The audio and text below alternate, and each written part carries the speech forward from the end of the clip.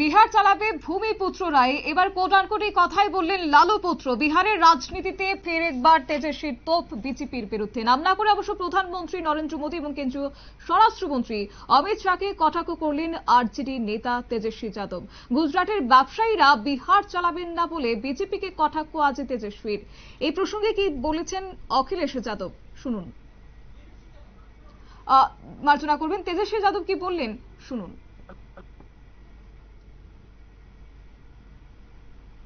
अरे भाई साहब, आप छोड़ो। अमित शाह जी ने तो कहा है कि बिहार में कारखाने, इंडस्ट्री, उद्योग नहीं लगाया जा सकता है क्योंकि बिहार में भूमि की कमी है। इनको केवल गुजरात में फैक्ट्री लगाना है, बिहार से केवल वोट लेना है। इस बार बिहार की जनता इनको सबक सिखाने का काम करेगी। ये लोग बिहार को कब्जाना चाहते हैं, हथियाना चाहते हैं, उपनिवेश बनाना चाहते हैं और बिहार की जनता इस बार हर किस नहीं होगी। बिहार को बिहार का लाल ही चलाएगा, ना कि कोई बाहरी आकर के चलाएगा। आप हमको कोई मतलब नहीं, हमको बिहार को आगे लेकर के जाना है और हम सभी बिहार के लोगों से हाथ जोड़ करके अपील करते हैं कि मौका है, इस बार बिहार को बनाने का मौका है। अगर ये लोग दोबारा आ जाएंगे तो बिहार और पीछे चला जाएगा। आप আপনারা শুনলেন তেজস্বী যাদবের বক্তব্য এবং এই প্রসঙ্গে যাব বিস্তারিত। সঙ্গে রয়েছে প্রতিনিধি শেখ মনিরুল। মনিরুল কি বলবে?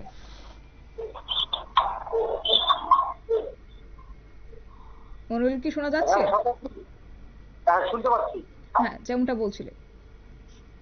দেখো, আজকে দিনভর কিন্তু বিহারের রাজনীতিতে কার্যত সারাদিন বাকযুদ্ধ চললো। এই মুহূর্তে বিহারে রয়েছেন তোমার হচ্ছে বিজেপির সর্বভারতীয় সভাপতি জেপি নাড্ডা। তিনি পাটনায় জনসভা করছেন এবং সেই সঙ্গে কার্যত প্রধানমন্ত্রী নরেন্দ্র মোদী, জেপি নাড্ডা এবং অমিত শাহকে বহিরাগত ফের তকমা দিলেন তেজস্বী যাদব। এবং সেই সঙ্গে তোমার হচ্ছে এই মানে বিজেপির সর্বভারতীয় সভাপতি প্রধানমন্ত্রী নরেন্দ্র মোদী এবং অবশ্যই তোমার হচ্ছে অমিত শাহকে নাম না করে কিন্তু তাদের এই তিনজনকে ব্যবসায়ী বলেও পাল্টা কটাক্ষ করলেন তেজস্বী যাদব। তেজস্বী যাদব যেটা জানিয়েছেন যে বিহার চালাবে ভূমিপুত্ররাই বা বিহারিরাই, বহিরাগতরা এসে বিহার চালাবে এটা মেনে নেওয়া যায় না। সেই সঙ্গে ঔপনিবেশিক ইংরেজদের আমলে যে ঔপনিবেশিক ছিল প্রথা ছিল, সেই ঔপনিবেশিক প্রথাকেও সামনে আনলেন তেজস্বী যাদব। অর্থাৎ ভূমিপুত্রে অস্ত্রের শান দিয়ে কার্যত প্রধানমন্ত্রী নরেন্দ্র মোদী এবং একদিকে কেন্দ্রীয় স্বরাষ্ট্রমন্ত্রী অমিত শাহ এবং জেপি নাড্ডাদের আক্রমণ করলেন। সেই সঙ্গে তিনি অনেকটাই কিন্তু আজকে এই তিনজনকে আক্রমণ করার সময় জাতপাতের যে রাজনীতির অঙ্ক, সেই জাতপাতের রাজনীতির অঙ্কতেই কিন্তু মাত করতে চাইলেন।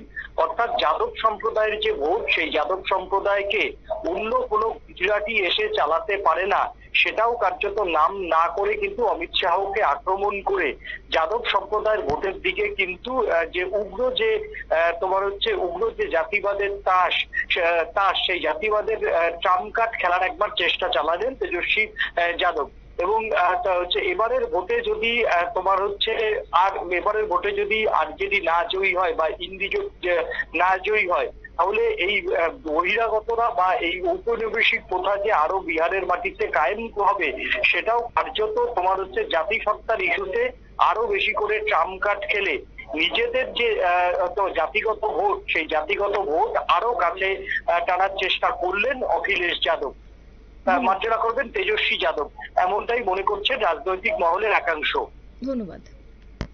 অর্থাৎ রাজনৈতিক এক সভায় বক্তব্য রাখতে গিয়ে তিনি বলেন যে বিহার চালাবে ভূমিপুত্ররাই, গুজরাটের ব্যবসায়ীরা নয়। স্পষ্টতই এই মন্তব্যে নিশানা করেছেন প্রধানমন্ত্রী এবং স্বরাষ্ট্রমন্ত্রী অমিত শাহকে।